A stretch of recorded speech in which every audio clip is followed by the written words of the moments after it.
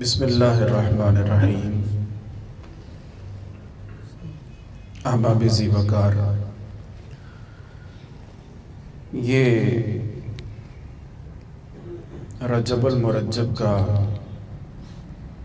بابرکت مہینہ ہے۔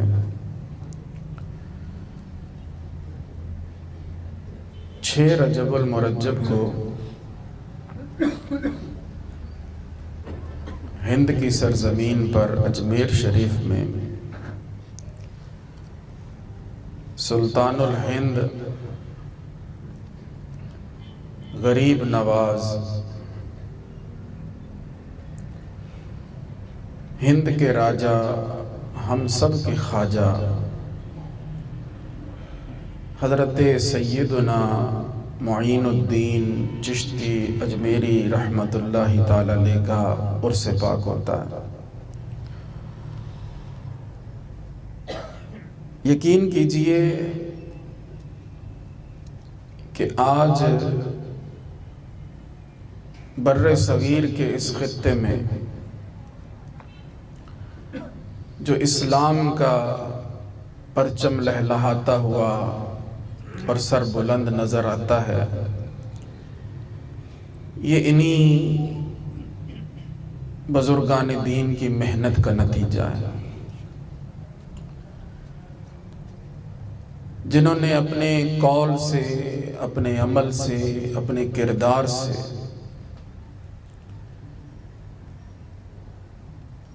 لوگوں میں دین کی ایسی تبلیغ کی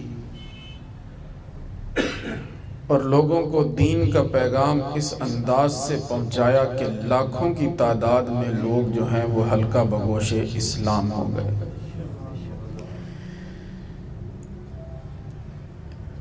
اصل میں ہمارا جو معاملہ ہے نا، یہ افراط و تفرید کا شکار ہے۔ جو راہ اعتدال ہے وہ ہم سے کھو گئی ہے اور ہم اس پر نہیں چلتے۔ اب ایک جانب دیکھیں تو وہاں جو ولایت کا ایک معیار نظر آتا ہے وہ کرامت نظر آتا ہے۔ لوگ یہ سمجھتے ہیں کہ جس کی زیادہ کرامتیں ہوں گی وہ زیادہ بڑا اللہ کا ولی ہے، بلکہ لا علمی تو اس حد تک پہنچی ہوئی ہے کہ کوئی بھی معاملہ جب خلاف عقل کوئی رونما ہوتا ہے تو لوگ کہہ دیتے ہیں کہ یہ بڑا معجزہ ہو گیا جی۔ حالانکہ یہاں پر درست کرنے والی بات یہ ہے کہ معجزہ صرف نبی کا ہوتا ہے، غیر نبی کا معجزہ نہیں ہوتا۔ غیر نبی سے جو خلاف عادت کوئی ایسا معاملہ رونما ہوتا ہے اس کو کرامت کہا جاتا ہے۔ لوگ بے دھڑک معجزہ کہتے رہتے ہیں، یہ فلاں کا معجزہ، فلاں کا معجزہ، فلاں کا معجزہ۔ معجزہ صرف نبی کا ہوتا ہے، اور معجزہ نبی کے لیے ضروری ہے، لیکن ولی کے لیے کرامت ضروری نہیں، کیونکہ ولی نے جس دین کی تبلیغ کرنی ہے وہ اس کے نبی کا دین ہے، اور وہی تعلیمات جو ہیں وہ اس کے لیے کافی ہیں۔ لیکن یہاں ہر کوئی اسی معاملے میں لگا جی کوئی کرامت سنائے، کوئی کرامت بیان کرے۔ ہر چند کے اولیاء اللہ کی کرامات کا انکار نہیں کیا جا سکتا، کرامت برحق ہے۔ اللہ رب العزت نے اپنے اولیاء کو بڑی نعمتوں سے، بڑی برکتوں سے نوازا ہے۔ اس سے بڑی بات کیا ہے کہ رب فرماتا ہے کہ میں جب بندہ میرا قرب حاصل کر لیتا ہے تو میں اس کے ہاتھ بن جاتا ہوں جن سے وہ پکڑتا ہے۔ اب اور بات کوئی رہ گئی؟ اللہ فرماتا ہے کہ میں اس کی آنکھیں بن جاتا ہوں جس سے وہ دیکھتا ہے۔ تو اب کوئی دور نزدیک دیکھ لے تو اس میں کون سی تعجب والی بات ہے؟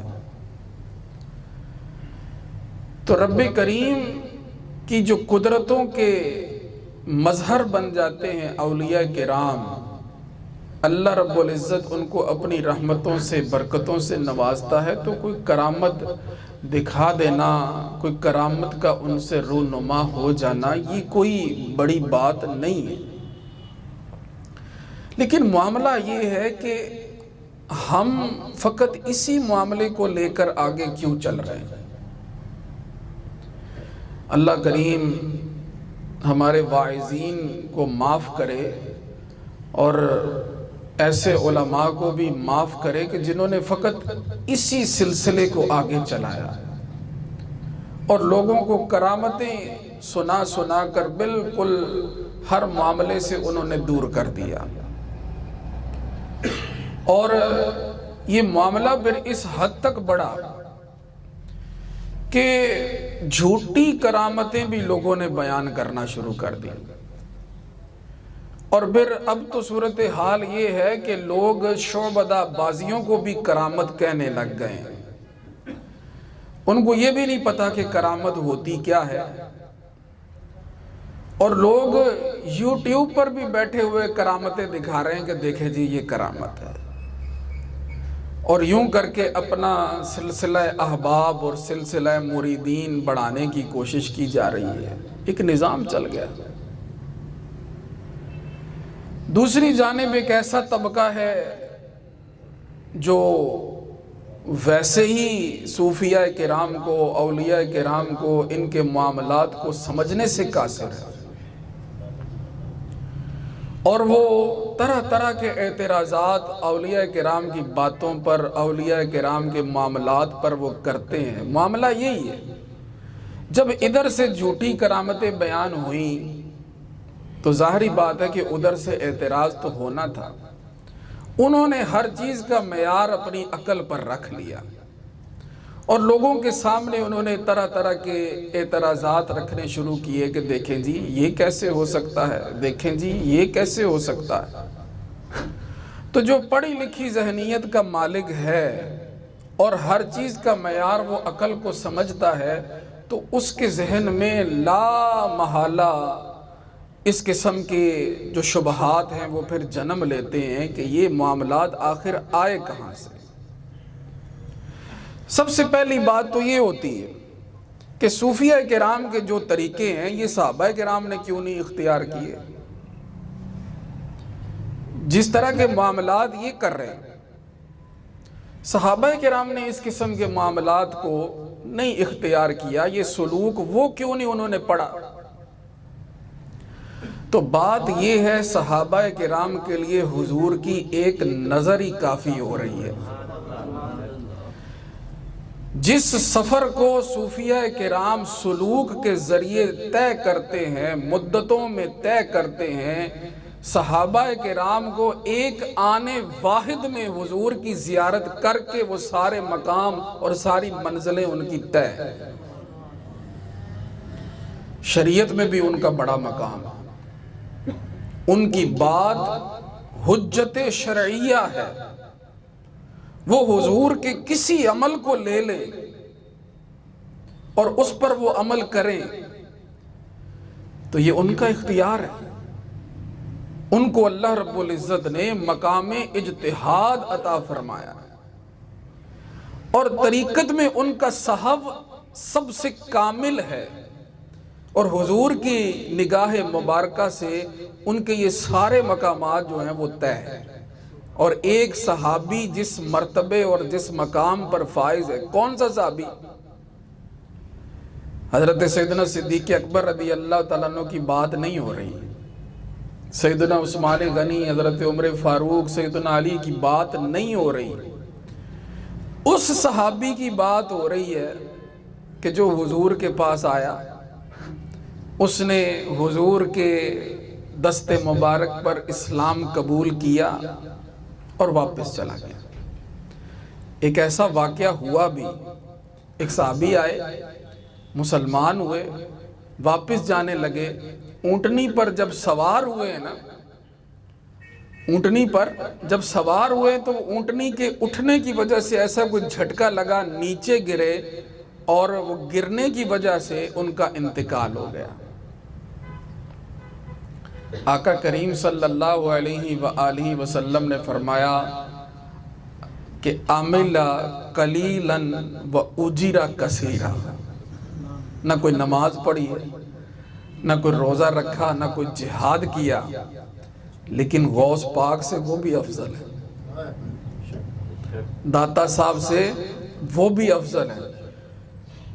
دنیا بھر کے غوث، کتب، ابدال، اولیاء سب کی ولایت کو ایک پلڑے میں رکھیں، وہ اس صحابی کی صحابیت کو نہیں پہنچ سکتے۔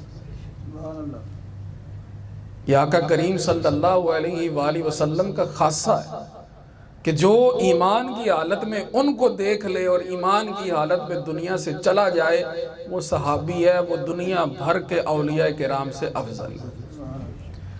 تو آقا کریم صلی اللہ علیہ وآلہ وسلم کی صحبت میں ان کے تمام مدارج اور تمام معاملات جو ہیں وہ طے۔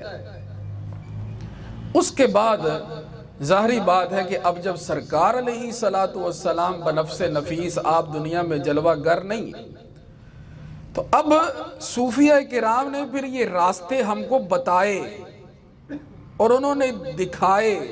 جب ایک راستے پر کوئی چلتا ہے تو اسی کو پتا ہوتا ہے نا کہ یہاں کون کون سا اسٹیشن آتا ہے۔ آپ یہاں سے کوئٹہ چلے جائیں، اب جب آپ جائیں گے، میں نہیں گیا اگر، تو آپ مجھے بتائیں گے کہ یہاں سے پہلے ہم جائیں گے خانے وال، وہاں سے ہم جائیں گے ملتان، وہاں سے فلاں، وہاں سے فلاں، وہاں سے فلاں، پھر آگے سبی آئے گا، پھر اس کے بعد آگے مچھ آئے گا، وہاں سے پھر آگے اور فلاں فلاں اسٹیشن آئیں گے، یوں جا کے ہم 24-25 گھنٹے میں کوئٹہ پہنچ جائیں گے۔ وہ راستہ چلے، پھر انہوں نے دیکھا ہے، پھر انہوں نے وہ سارے معاملات جو ہیں وہ بتائے، اور پھر رب کریم تک پہنچنے کا جس کو جو راستہ ملا اس نے وہ اختیار کیا۔ ایک بہت بڑے اللہ کے ولی وہ فرماتے ہیں کہ جتنے دنیا کے اندر انسان ہیں نا، اتنے رب تک پہنچنے کے راستے ہیں۔ مولانا روم فرماتے ہیں کہ رب تک پہنچنے کے کئی راستے ہیں، میں نے جو راستہ اختیار کیا وہ محبت کا راستہ ہے، وہ محبت کا راستہ ہے۔ ہر کسی کو اپنے اپنے حال اور اپنے اپنے مقام اور اپنے اپنے رستے، اب دیکھیں نا، ایک ادھر سے چلا جائے، ایک ادھر سے چلا جائے، کئی روٹ ہوتے ہیں، کئی سلسلے ہوتے ہیں، وہ کئی اسٹیشن بیچ میں نہیں آتے، پھر کئی آتے ہیں، یوں کرتے کراتے جو ہے کوئی دور کا رستہ اختیار کر لیتا ہے، کوئی قریب کا رستہ اختیار کر لیتا ہے، کوئی شارٹ کٹ ہوتا ہے، کوئی جو ہے اس میں سفر زیادہ ہوتا ہے۔ ہر کسی کا اپنا اپنا مقام، اپنا اپنا حال، اپنی اپنی بات۔ ہم اس راستے پہ نہ چلیں گے۔ اب میں یہاں بیٹھ کے کہتا رہوں نہیں جی نہیں، خانے وال تو نہیں آتا، ملتان تو نہیں آتا، فلاں شہر تو نہیں آتا، تو یہ میری کم عقلی ہوگی کہ وہ جو گیا ہے اس پر میرا اعتراض درست ہوگا۔ معاملہ یہاں پر یہی ہے کہ جو جس راستے چلا نہیں وہ اس راستے کی باتیں کر رہا ہے۔ یہاں کوئی بیٹھ کے بات کرے جی یہ وحدت الوجود تو شرک ہے، یہ وحدت الشہود کیا ہوتا ہے، یہ کیا کیا باتیں کرتے ہیں صوفیاء، تو اس کے لیے جواب ایک ہی ہے کہ من لم یذق لم یدری۔ کھانا جب تک سامنے پڑا ہے نا، جب تک چکھا نہیں تو اس کا ذائقہ کوئی بتا نہیں سکتا۔ تو جس نے چکھا نہیں وہ جانتا بھی نہیں ہے کہ یہ معاملات ہیں کیا۔ تو کوئی ٹوٹیاں ٹھیک کرتے ہوئے، پلمبری کرتے ہوئے وہ اٹھ کے تو پھر صوفیاء اور اولیاء پر باتیں کرنا شروع کر دے، تو پھر اس کے بارے میں تو یہی کہیں گے نا کہ یہ ذات کی تو چھپکلی ہے لیکن شتیروں سے جپھے ڈال رہی ہے، یہ بات کیا کر رہی ہے۔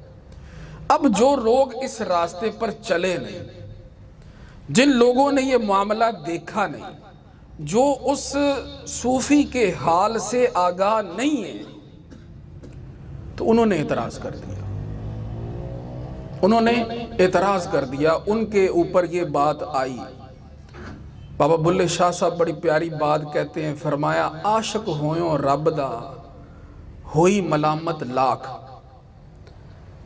تینوں کافر کافر آکھ دے تو آہو آہو آکھ۔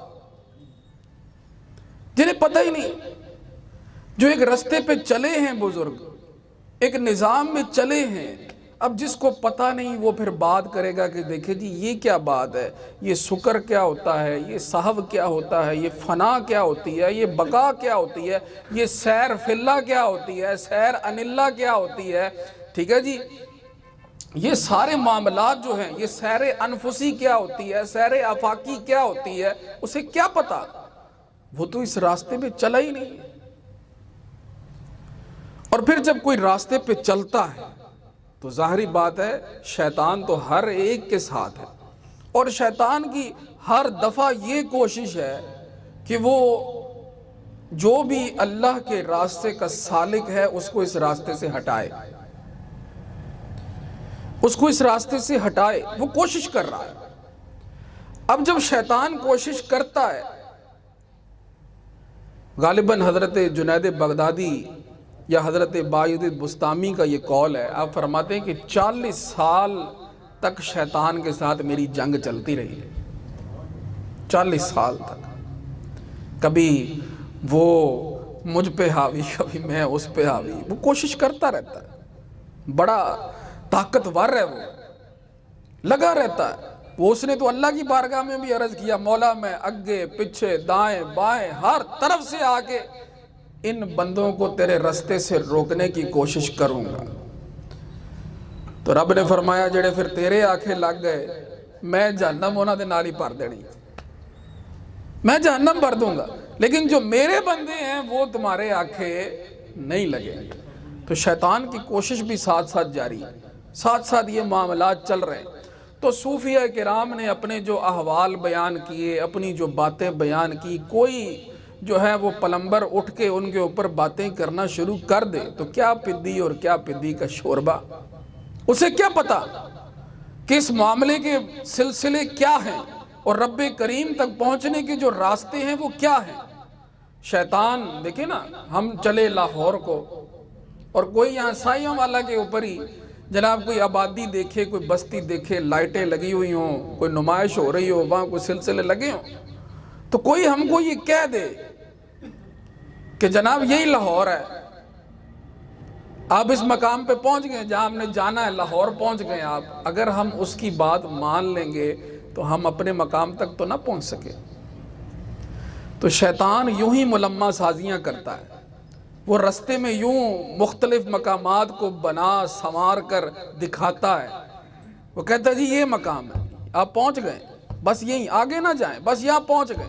تو جس نے ان کی بات مان لی وہ پھر وہیں بیٹھا رہا، اور جو یہ سمجھتا رہا کہ یہ معاملہ جو ہے یہ ابھی تک جو ہے وہ کمال کو نہیں پہنچا، پیر کامل کی ان پر نظر ہے، تو وہ پھر توڑ چڑھ جاتے ہیں، جس کا وہ کہا کہ پریا پریا عہدہ جانیے جدا توڑ چڑھے، ان کا پھر توڑ چڑھتا ہے۔ تو یہ معاملات جو ہیں جس کی سمجھ میں نہیں آتے اس کو چاہیے کہ وہ اپنی زبان بند رکھے، اور جو کرنے والا کام ہے نا وہ کرے، وہ کرے۔ وہ صوفیہ کرام کا جو ان کی نماز ہے، ان کا طریقہ ہے، ان کے معاملات ہیں، ایک چیز تو لازمی اور ضروری امر ہے، وہ یہ ہے کہ شریعت اسلامیہ پہ عمل۔ اگر کوئی دین کا عامل نہیں ہے، شریعت کا عامل نہیں ہے، تو بھلے وہ ہواؤں میں اڑتا ہو، بھلے وہ پانیوں پہ چلتا ہو، یہ جوگی، یہ سادھو سنت، یہ کیا کچھ نہیں کرتے۔ کیسے آج جتنے بھی دنیا کے اندر مذہب جو ہیں وہ بنے ہوئے ہیں، ظاہری بات ہے کسی کو کچھ نظر آ رہا ہے تو وہاں پر بیٹھا ہے نا، لیکن یہ شعبدہ بازیاں ہیں، یہ ان کی جو ریاضتیں ان معاملات کے اندر لگی ہوئی ہیں، یہ اس چیز کو سمجھ رہے ہیں کہ ہمیں سب کچھ مل گیا، لیکن حقیقت یہ نہیں تھی۔ ملنا اس رستے سے تھا جو حضور کی شریعت کا رستہ ہے، حضور کی اتباع کا رستہ ہے، ملنا اس رستے سے تھا۔ اب گوتم بدھ جو ہے اس نے کیا بھوک کا رستہ اپنایا، اپنی ذات کو اس نے مصفہ، ہر چیز کھانا پینا چھوڑ کے وہ لگے رہے۔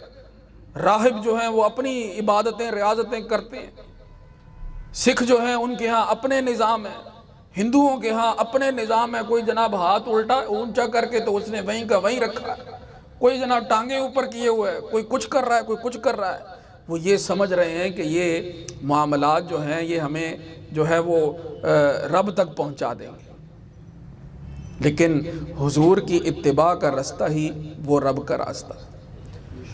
صوفیہ کرام انہوں نے اپنے احوال بیان کیے، یہ رب کی تلاش کا رستہ ہے، اس میں جس کو جو رستہ ملا، جس کو جو نشان ملا اس نے لوگوں کو بتایا، لیکن بات یہ تھی کہ کوئی اپنی بصیرت کے ساتھ اس کو پڑھتا تو پھر اس کو کچھ ملتا نہ۔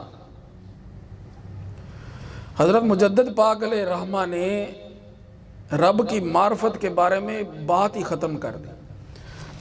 آپ فرماتے ہیں دور بینان بارگاہ الست، بے شزیں راہ نہ بردند کے ہست۔ جو بارگاہ الست کے دور بین لوگ ہیں نا، دیکھیں چاند ہم کو نظر نہیں آتا کبھی، لیکن جنہوں نے دور بین لگائی ہوتی ہے ان کو نظر آ جاتا ہے۔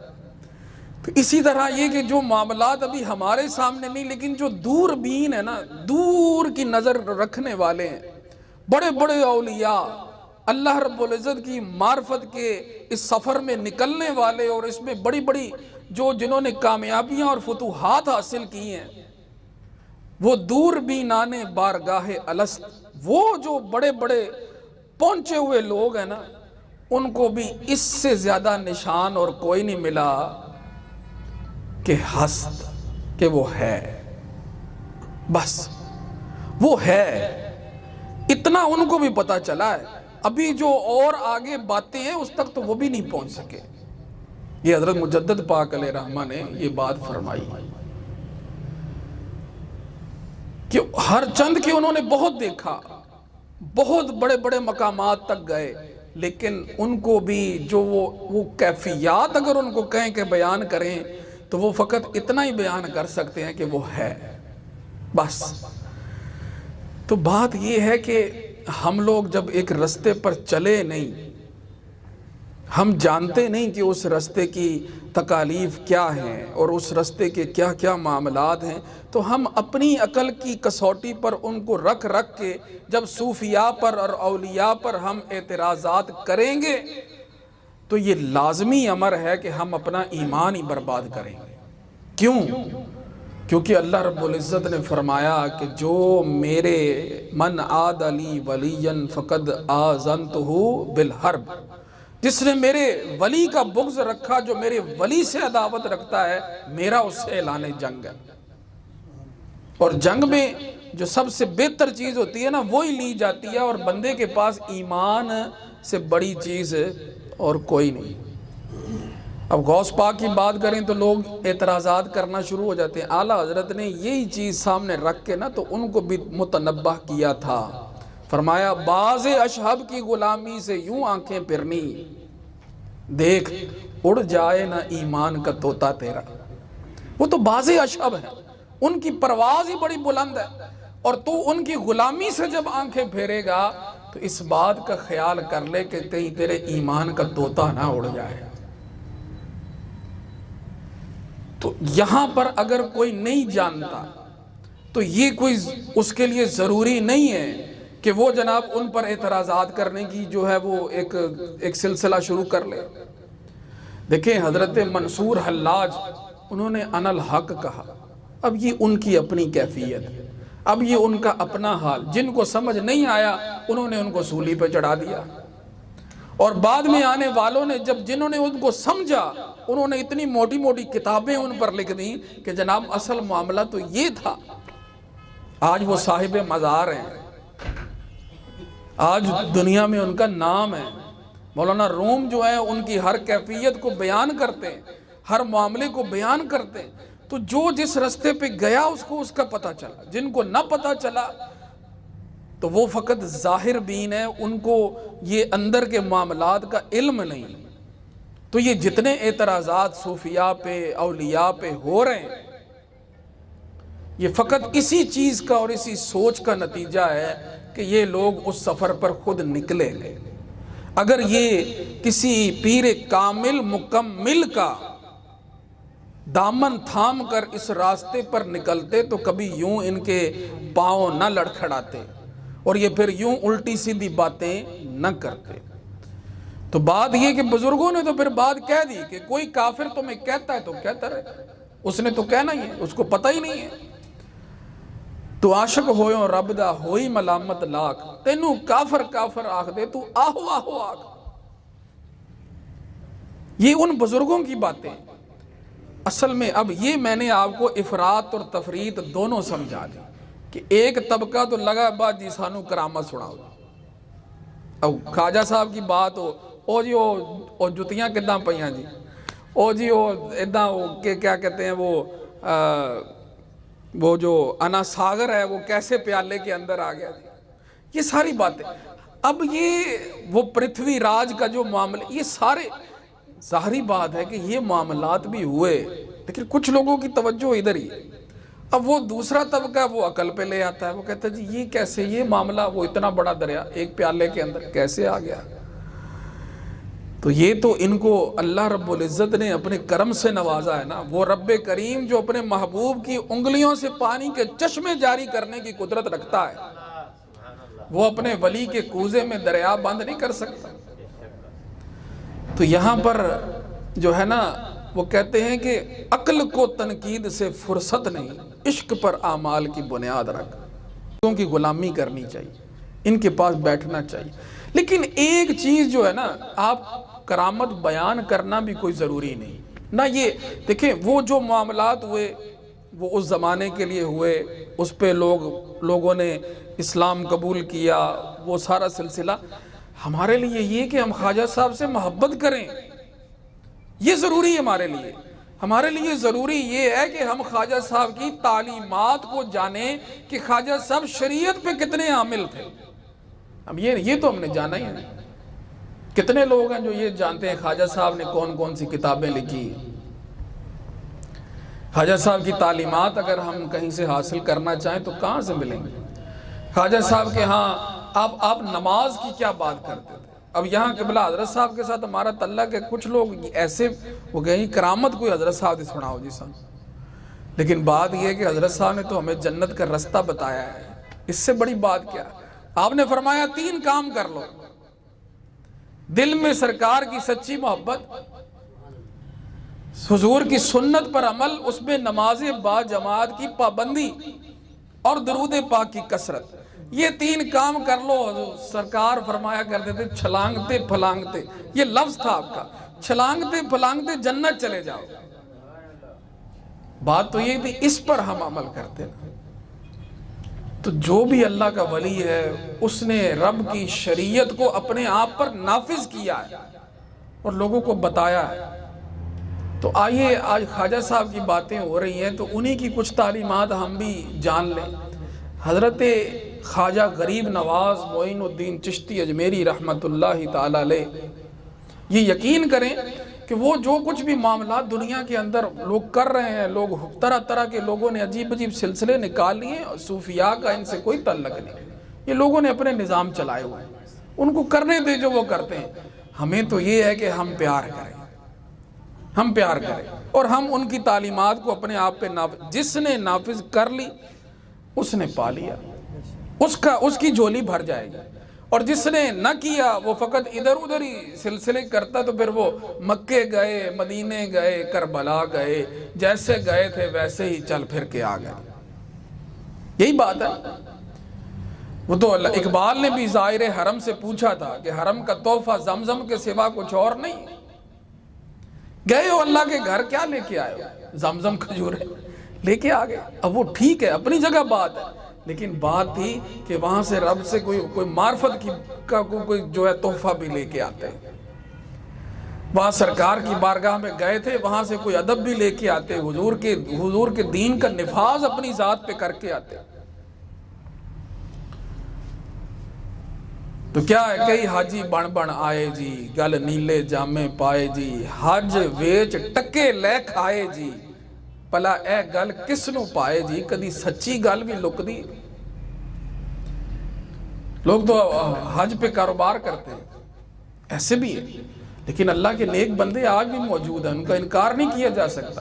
تو حضرت خواجہ غریب نواز معین الدین چشتی اجمیری رحمت اللہ تعالیٰ علیہ کے بڑے ہی قریبی، آپ کے مرید خاص، آپ کے خلیفہ حضرت خواجہ قطب الدین بختیار کاکی رحمت اللہ تعالیٰ علیہ، انہوں نے حضرت خواجہ غریب نواز علیہ رحمہ کی جو صحبت رکھی نا، اس صحبت کی جو انہوں نے جو احوال اور جو باتیں حضرت خواجہ غریب نواز کی ہیں، وہ انہوں نے اپنی کتاب میں لکھی، اس کا نام ہے دلیل العارفین، اردو میں بھی اس کا ترجمہ ملتا ہے۔ تو اس میں مختلف مجالس ہیں، اس میں آپ یہ پڑھیں کوشش کر کے کہ خواجہ صاحب کیا فرماتے ہیں، نماز کا کیا مقام ہے۔ دیکھیں رجب المرجب ہے، نماز معراج میں ملی، تو ہم نماز ہی اپنی پکی کر لیں، تو خواجہ صاحب اس پہ ہی ہم سے بڑے خوش ہیں۔ آپ فرماتے ہیں، یہ حضرت خواجہ قطب الدین بختیار کاکی علیہ رحمہ دلیل العارفین میں بات لکھ رہے ہیں، فرماتے ہیں کہ حضور خواجہ غریب نواز نے فرمایا کہ کوئی شخص بھی اللہ تعالیٰ کی بارگاہ عزت میں نماز کے بغیر قرب حاصل نہیں کر سکتا۔ نماز مومن کی معراج ہے، وہ ایک سجدہ جسے تو گراں سمجھتا ہے، 1000 سجدوں سے دیتا ہے آدمی کو نجات۔ جب بندہ اپنے رب کے حضور جھک جاتا ہے، جب اپنی راز و نیاز کی باتیں ادھر ادھر لوگ گھومتے پھر رہے ہیں، لیکن رب نے فرمایا استعینوا بالصبر والصلاۃ، جب تمہیں کوئی مشکل آئے نماز پڑھا کرو، اپنے رب سے راز و نیاز کی باتیں کیا کرو، اور بندہ سجدے میں اپنے رب کے سب سے زیادہ قریب ہوتا ہے۔ اس پہ قرآن بھی شاہد ہے، حضور کی حدیث بھی شاہد ہے۔ تو سر سجدے میں رکھ کے اپنے رب سے عرض کیا کرو، ادھر ادھر کیوں ٹھوکریں کھاتے پھرتے ہو۔ تو رب کی بارگاہ میں عزت جو ملتی ہے اور قرب جو ملتا ہے وہ نماز سے ملتا ہے۔ فرمایا کیونکہ یہی نماز ہی معراج المومنین ہے، جیسا کہ حدیث شریف میں آیا ہے الصلاۃ معراج المومنین، یعنی بندے کو اللہ تعالیٰ کے ساتھ وابستہ اور پیوستہ رکھنے والی نماز ہی تو ہے۔ پھر فرمایا نماز ایک راز ہے جسے بندہ اپنے پروردگار سے بیان کرتا ہے۔ کبھی ایسی بھی کسی نے نماز پڑھی؟ مولانا روم کہتے ہیں کہ یہ کیسی نماز ہے تمہاری کہ منہ تمہارا رب کی بارگاہ کی طرف ہے اور دل تمہارا بازاروں میں پھر رہا ہے۔ ہر حساب تو ہم نمازوں میں کرتے ہیں، تو پھر ہمیں اپنی نمازیں ٹھیک کرنی چاہیے نا، نہ یہ کہ ہم بات کریں کہ جناب معاملات نہیں سیدھے ہو رہے، دل کو سکون نہیں مل رہا، وہ خاک ملے۔ جب ہماری نماز میں خشوع اور خضوع ہی نہیں ہے، جب ہم حضور قلبی کے ساتھ نماز ہی نہیں پڑھتے، تو وہ کون سا راز ہے جو ہم نے رب سے بیان کرنا؟ سارے تو ہم اپنے حساب کتاب کر لے ہوتے ہیں۔ اذان سے لے کر ایک اذان ہی لے لیں، تو اب تو لوگ اذان جو ہے وہ برکت کے لیے نہیں سنتے، بلکہ اس کے ختم ہونے کا انتظار کرتے ہیں، ختم ہونے کا انتظار کرتے ہیں۔ اگر ہمیں اس سے نیکیاں لینی چاہو تو ہر ایک جملے کا جواب دینے میں جو ہے نیکیاں ملتی ہیں۔ بندہ نماز کے انتظار میں بیٹھا ہو تو حضور فرماتے ہیں کہ وہ نماز میں بیٹھا ہے۔ یہ سارے معاملات تو ہم نے کبھی کیے ہی نہیں، اس طرف تو ہماری توجہ ہی نہیں گئی۔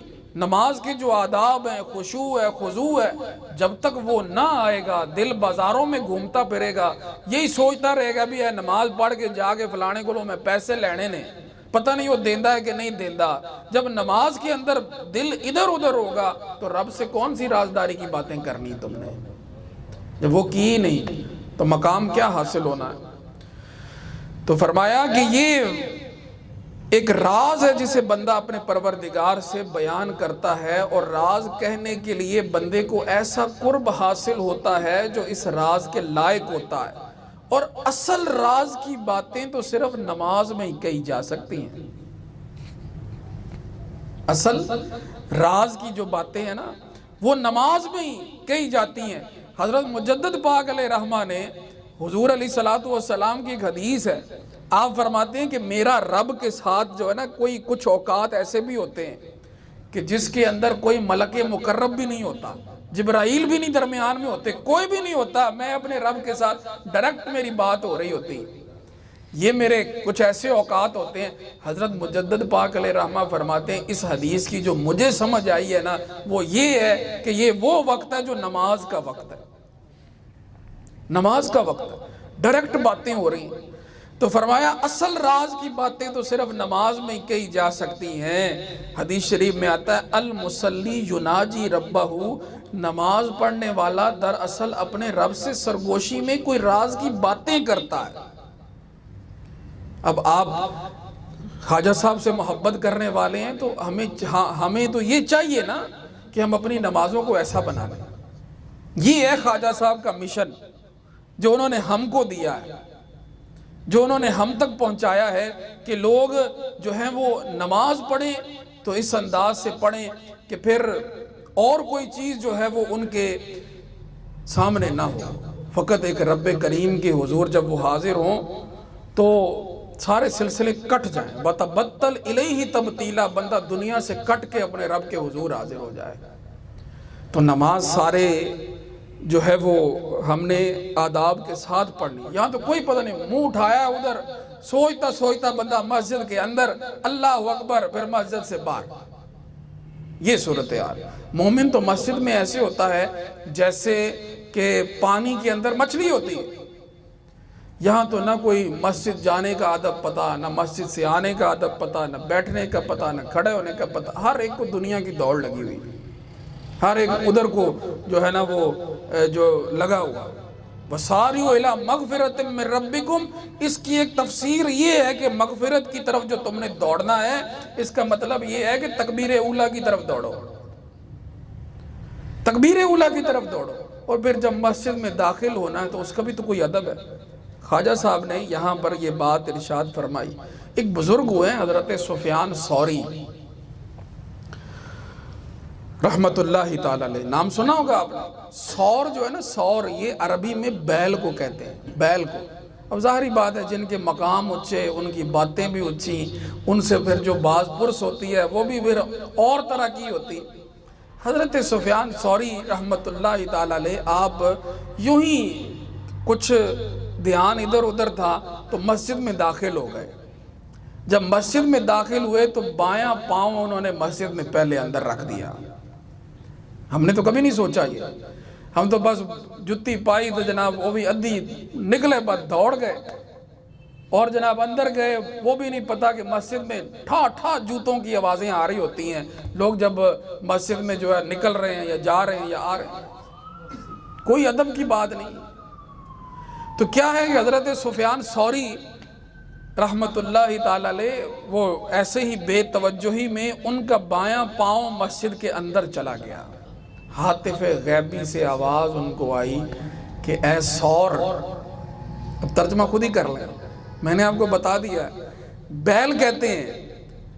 ہاتف غیبی سے یہ آواز آئی، اے ثور، تمہیں ہماری بارگاہ میں آنے کا ادب کیوں بھول گیا ہے؟ تو فوراً اس خیال پر پھر وہ نادم ہوئے، اس بات پر نادم ہوئے اور واپس پلٹے، اور پھر ادب سے پھر وہ داخل ہوئے۔ لیکن وہ غلبہ حال اس طرح کا ہوا کہ ساری زندگی لوگ اب آپ کو سفیان ثوری کے نام سے جانتے ہیں۔ یہ لکھا ہے اس دلیل العارفین کتاب کے اندر۔ ہم نے کبھی جانا، ہم نے کبھی، اب وضو کرتے ہیں تو اس میں وضو کی سنتوں کا بھی ہم کو نہیں پتا، اور جو ہے یہ ہی نہیں ہمیں پتا کہ ہم نے کس انداز سے جو ہے وہ وضو کرنا ہے۔ نہ ہم نے یہ سیکھا نہ وہ، لیکن باتیں کیا ہیں کہ جناب ادھر ادھر لوگ سوچتے رہتے ہیں جناب یہ صوفیاء ایسے کیوں کہتے ہیں، صوفیاء ایسے کیوں کہتے ہیں۔ اللہ اکبر کبیرہ۔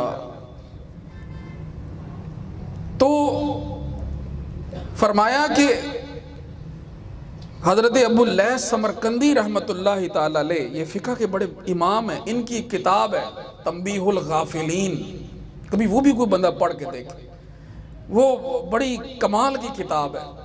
تو اس میں انہوں نے لکھا ہے کہ ہر روز آسمان سے 2 فرشتے نیچے زمین پر آتے ہیں، ایک کعبے کی چھت پر آ کے آواز بلند کرتا ہے، اے لوگوں اور جنوں، سنو اور سمجھو کہ جو شخص اللہ تعالیٰ کی فرض نماز ادا نہیں کرتا وہ اللہ کی حفاظت سے باہر نکل آتا ہے، اللہ کی حفاظت سے باہر نکل آتا ہے۔ دیکھیے صوفیاء کے جتنی بھی تعلیمات ہیں وہ حضور کی احادیث اور حضور کے فرامین کے مطابق ہے، وہ اللہ کی حفاظت سے باہر نکل آتا ہے، یعنی جب اللہ کی حفاظت سے وہ باہر نکل آئے تو شیطان تو ہر کسی وقت بھی اس کو گرفت میں لے لے گا۔ جس کی سیکیورٹی ختم کر دی جائے تو وہ پھر کسی نہ کسی دن تو نشانہ بن ہی جاتا ہے۔ تو یہ بات یہ کہ جس نے نماز چھوڑ دی وہ اللہ کی حفاظت سے باہر نکل۔ پھر فرمایا کہ اسی طرح جو دوسرا فرشتہ ہے نا وہ آقا کریم صلی اللہ علیہ وسلم کے روضہ اطہر کے گنبد کے پاس جو ہے وہ کھڑا ہو کے آواز بلند کرتا ہے، اے لوگو سمجھو اور سن لو کہ جو شخص بھی رسول اللہ کی سنتیں ادا نہیں کرتا نا، ہم تو کسی معاملے کو چھوڑتے ہی یہ سمجھ گئے ہیں کہ سنت ہے، وہ سنت ہی ہے نا جی۔ عصر کی سنتیں چھوڑ دیں، عشاء کی سنتیں، سنت ہی ہے نا۔ کوئی داڑھی بھی کسی کو کہیں کہ یار سجا لو چہرے پہ، اب تو پتہ نہیں کیا کیا لوگ کیسی کیسی دلیلیں نکال کے لے آئے ہیں۔ عقل ہے نا جی، وہ بھاگتی ہے، وہ دوڑتی ہے، وہ اپنے نظام نکال لیتی ہے۔ اقبال نے کتنی پیاری بات کی کہ عقل عیار ہے 100 بھیس بدل لیتی ہے، یہ چلاک ہے، یہ 100 بھیس بدل لیتی ہے، بیچارہ نہ زاہد ہے نہ ملا نہ حکیم، یہ بس ہے یار نے جو کیتا ہے میں تو وہ کرنا ہے، بات یہاں پہ ختم ہو جاتی۔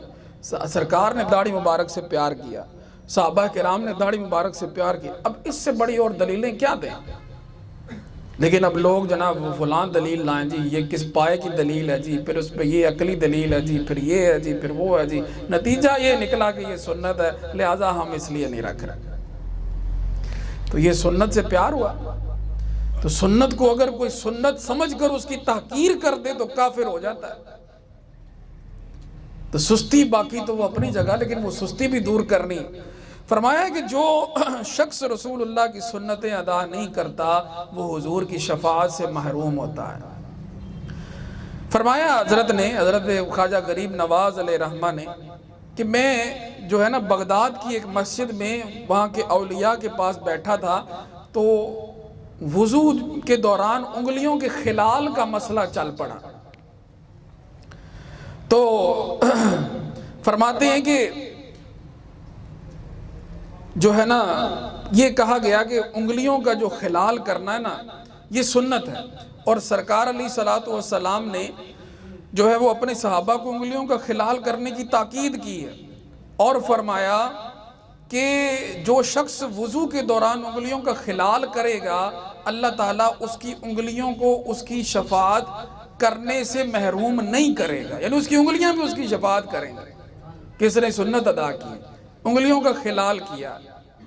پھر فرماتے ہیں کہ ایک دفعہ میں خواجہ اجل شیرازی رحمت اللہ علیہ کے پاس بیٹھا تھا، شام نماز کا وقت قریب آ گیا، تو حضرت خواجہ اجل شیرازی رحمت اللہ علیہ تجدید وضو کے دوران انگلیوں کا خلال کرنا بھول گئے۔ انہوں نے وضو کیا دوبارہ تازہ، انگلیوں کا خلال کرنا بھول گئے، تو ہاتف غیبی سے آواز ان کے کانوں میں آئی کہ اے اجل، دعویٰ تو ہمارے محمد صلی اللہ علیہ وسلم کی دوستی کا کرتے ہو اور پھر اس کے امتی بھی بنتے ہو، مگر اس کی سنت کے تارک ہو۔ دعویٰ یہ کرتے ہو کہ میں عاشق رسول ہوں، جھنڈے بھی لگاتے ہو، کمکمیں بھی لگاتے ہو، جلوس بھی نکالتے ہو، لنگر بھی بانٹتے ہو، لیکن حضور کی سنت کے تارک ہو۔ فرماتے ہیں اس کے بعد خواجہ اجل شیرازی رحمت اللہ علیہ نے قسم کھائی کہ اس دن سے لے کر اپنی وفات تک میں نے رسول اللہ صلی اللہ علیہ وآلہ وسلم کی کسی سنت کو ترک نہیں کرنا. اور فرمایا کہ ایک دن جو ہے نا ان کو بڑا متفکر اور پریشان دیکھا. پوچھا جناب کیا بات ہے؟ انہوں نے کہا کہ میں اس دن سے، جس دن کہ میں نے وضو میں وہ انگلیوں کا خلال کرنا میں بھول گیا ہوں نا، انگلیوں کا خلال کرنا جس دن سے میں بھول گیا ہوں، اس دن سے میں پریشان ہوں اور اس حیرت میں ہوں کہ کل بروز قیامت میں خواجہ کائنات صلی اللہ علیہ وسلم کو اپنا منہ کیسے دکھاؤں گا. یہ صورتحال ہے جناب، اور ہم کہاں بھولے بھٹکے بیٹھے ہیں. تو صوفیاء کی باتیں، اولیاء کی باتیں یوں دلوں کے زنگ جو ہے نا ان کو دور کرتی ہیں. فرماتے ہیں کہ حضرت خواجہ فضیل ایاز رحمت اللہ تعالیٰ علیہ، یہ بھی بڑے پائے کے ولی ہیں.